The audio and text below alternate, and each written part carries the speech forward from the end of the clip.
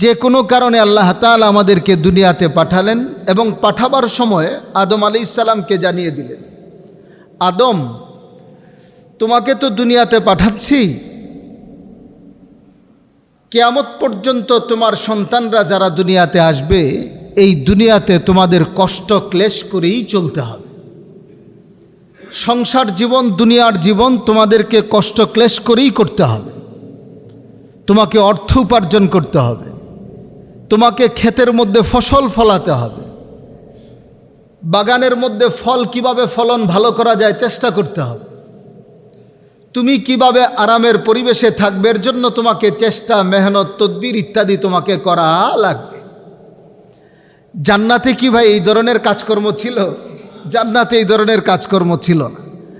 খেতে ফসল ফলাইতে হয় নাই, কারখানায় কাপড় তৈরি করতে হয় নাই, আমাদের পোশাক আশাক রাস্তাঘাটের জন্য আমাদের কোনো চিন্তা ভাবনা ছিল না। আল্লাহ তাআলা সেখানে অসংখ্য নাজ নেয়ামত দিয়েছেন, সে দিয়েই আমাদের চলতো, মানুষের কর্মের কোনো প্রয়োজন ছিল না।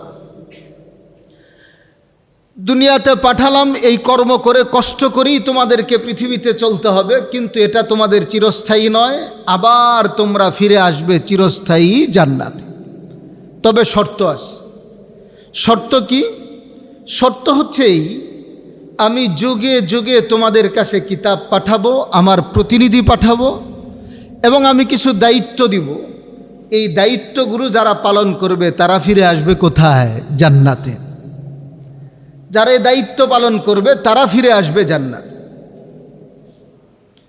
আল্লাহ রাব্বুল আলামিন এই কথাটাকে বোঝানোর জন্য কোরআনের সূরাতুশ শুআরা এর 88 এবং 89 নম্বর আয়াতে আল্লাহ তাআলা দুটো কথা বলেছেন বড় চমৎকার, এবং এর উপরই ভিত্তি আমাদের আজকের কথা। আল্লাহ তাআলা ফরমান, ইয়াওমা, কিয়ামতের দিন, এই দুনিয়ার থেকে ফিরে তোমরা আসবে, আখেরাতে কিয়ামত সংগঠিত হবে, কিয়ামতের ময়দানের অবস্থা হবে। লা ইয়ানফাউ মালু ওয়ালা বানুন, আল্লাহ বলেন কিয়ামতের ময়দানে তোমার অর্থকড়ি, তোমার সন্তানাদি, মুফাসসিরিনে কেরাম লিখেছেন তোমার জনবল, তোমার অর্থবল কিয়ামতের ময়দানে কোনো কাজে আসবে না। ইয়াউমা লা ইয়ানফাউ মালু ওয়ালা বানুন, হাসরের ময়দানে কিয়ামতের দিনে তোমার জনবল, অর্থবল তোমার কোনো কাজে আসবে না। তাহলে হাসরের ময়দানে আমার কি কাজে আসবে? 89 নম্বর আয়াতে আল্লাহ ফরমান, ইল্লা মান আতাল্লাহু বিকলবিন সালিম। আল্লাহ রাব্বুল আলামিন বলে হাসরের ময়দানে তোমার কাজে আসবে তুমি যদি আল্লাহ তাআলার কাছে হাসরের ময়দানে উপস্থিত হও বিকলবিন সালিম, একটা পরিচ্ছন্ন হৃদয়, একটা স্বচ্ছ মন, ভালো একটা হৃদয়, কলুষ মুক্ত একটি অন্তর নিয়ে যদি আল্লাহর সামনে হাজির হও, তাহলে এটা তোমার হাসরের ময়দানে কাজে লাগবে। বলেন সুবহানাল্লাহ। তাহলে ইয়াউমা লা ইয়ানফাউ মালু ওয়ালা বানুন, সূরাতুশ শুআরা 88 নম্বর আয়াত, হাসরের ময়দানে তোমার জনবল, অর্থবল কাজে আসবে।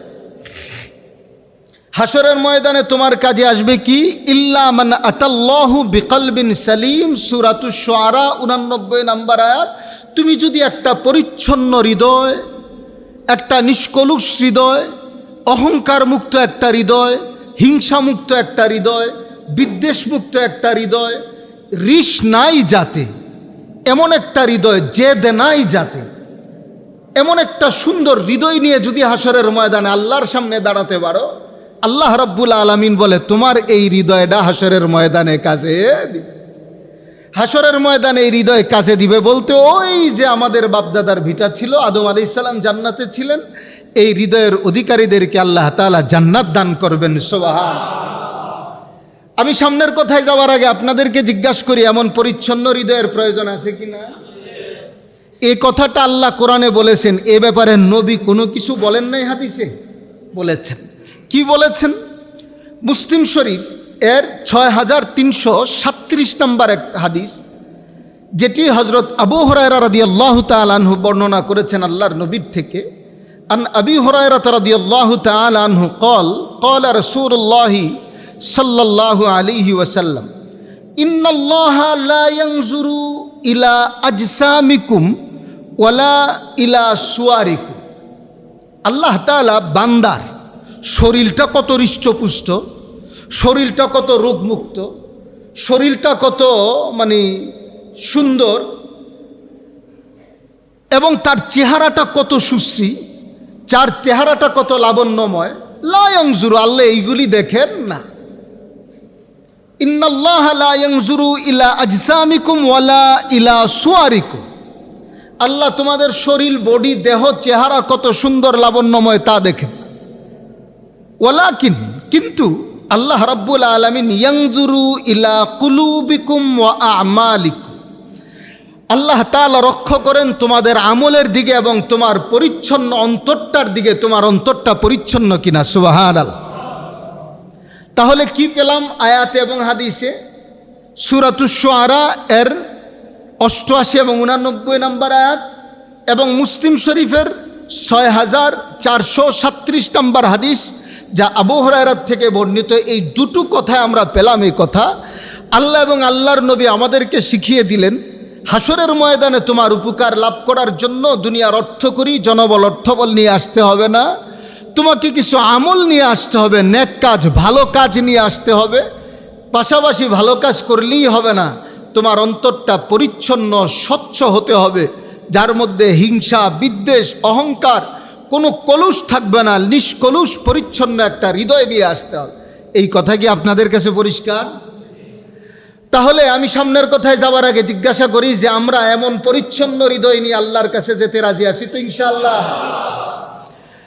বুঝার জন্য আরেকটু কথা আপনাদেরকে বলে দিই। দুষ্ট ইবলিসের কথা কি আপনারা শুনেছেন? দুষ্ট ইবলিস দীর্ঘদিন পর্যন্ত আল্লাহ তাআলার ইবাদত করেছিল আসমানে।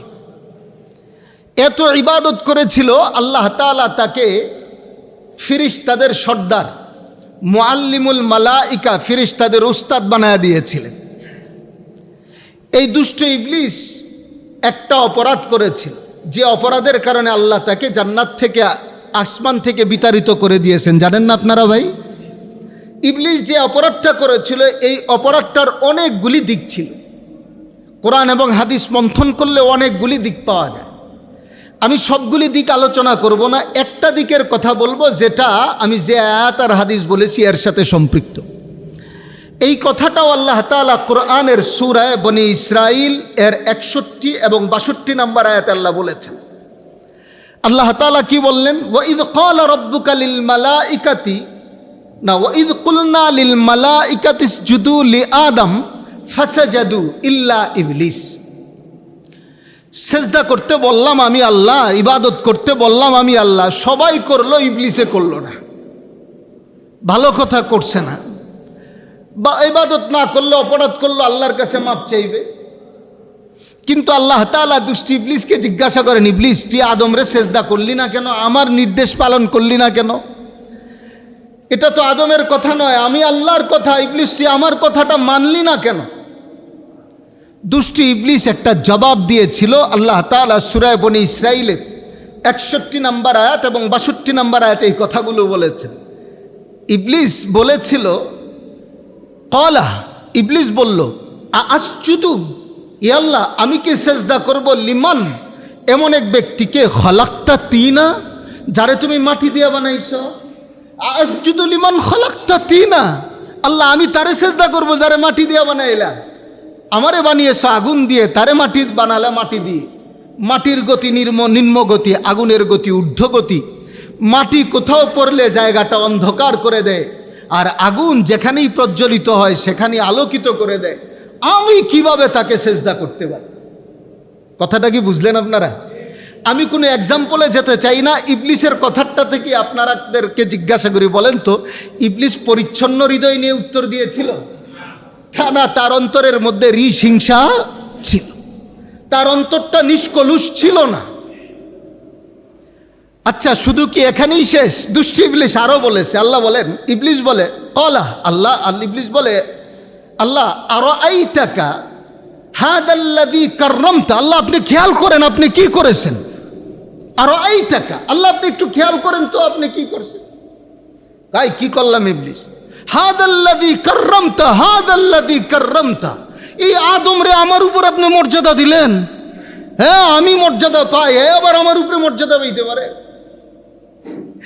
এই যে ইবলিসের এই কথাটা, আমি এক্সাম্পলে যাব না, আপনারা ইবলিসের কথা সূরা বনী ইসরাঈলের 62 নম্বর আয়াতের অংশ এটা। আপনারা বলেন তো কি মনে হয় ইবলিস খুব পরিচ্ছন্ন মন নিয়ে কথা বলেছিল? হ্যাঁ। হিংসা কারে বলে, রিশ কারে বলে, জিদ কাকে বলে, গুসা কাকে বলে, ইবলিসের পরের কথাই শুনে।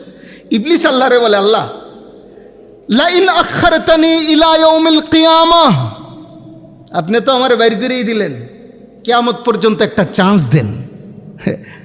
আল্লাহকে তোরে চান্স দিলাম, করবি কি?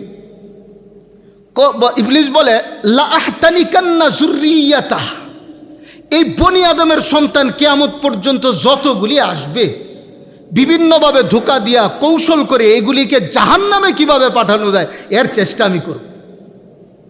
জোরে বলেন নাউজুবিল্লাহ। তার মানে হচ্ছে আজকে আপনার সাথে আমার মুখ কালাকালি হলো, আপনি আমার পিছনে লেগেই রইলেন, তোরে কিভাবে কিছু করা যায় আমি দেখব। বুঝেন নাই ভাই? আপনার সাথে আমার কোনো তর্ক বিতর্ক হলো, বা অথবা সমাজের মধ্যে আপনি একটু নিচে পড়ে গেলেন, আমি অর্থকরীতে একটু বড় হয়ে গেলাম। আমি আমারে দিয়ে উদাহরণ দেই যাতে কেউ মনে কষ্ট না পান। আমার সম্মান আপনার থেকে একটু বেড়ে গেল, আপনি এখন লেগে গেলেন দেখবো তোকে তুই কিভাবে থাকিস, দেখবো তোকে আমি দেখে নিব আজকে। করে না ভাই? বলেন না বলেন না, করে না? মানে এই যে একটা রিশ একটা জিদ, বলেন তো এই ধরনের জিদ অন্তরে লালন করা এটা কি পরিচ্ছন্ন হৃদয়ের কাজ? আল্লাহ তাআলা বলেন ইল্লা মান আতাল্লাহু বিকলবিন সালিম, পরিচ্ছন্ন হৃদয় নিয়ে আসতে হবে আমি আল্লাহর কাছে। আল্লাহর রাসূল মুসলিম শরীফের হাদিসের মধ্যে বলেছেন আল্লাহ তোমার চেহারা আর শরীরের দিকে তাকায় না, ওয়ালাকিন ইয়ানজুরু ইলা কুলুবিকুম ওয়া আমালিকুম, তোমার আমল আর অন্তরের দিকে তাকায়। আর ইবলিসের এই হৃদয়টা যা আমরা শুনলাম সূরা বনী ইসরাঈলের 61 আর 62 নম্বর আয়াতে, ইবলিসের এই জিদটা কিনা পরিচ্ছন্ন হৃদয়ের কাজ না। তাহলে আমরা কি এই ধরনেরই থাকবো না অন্তরটাকে পরিচ্ছন্ন করব? সবাই বলেন অন্তর পরিচ্ছন্ন করবো তো ইনশাআল্লাহ। পরিচ্ছন্ন হৃদয় ছাড়া কোনো উপায় নাই। এই গেল আমার 1 নম্বরের কথা।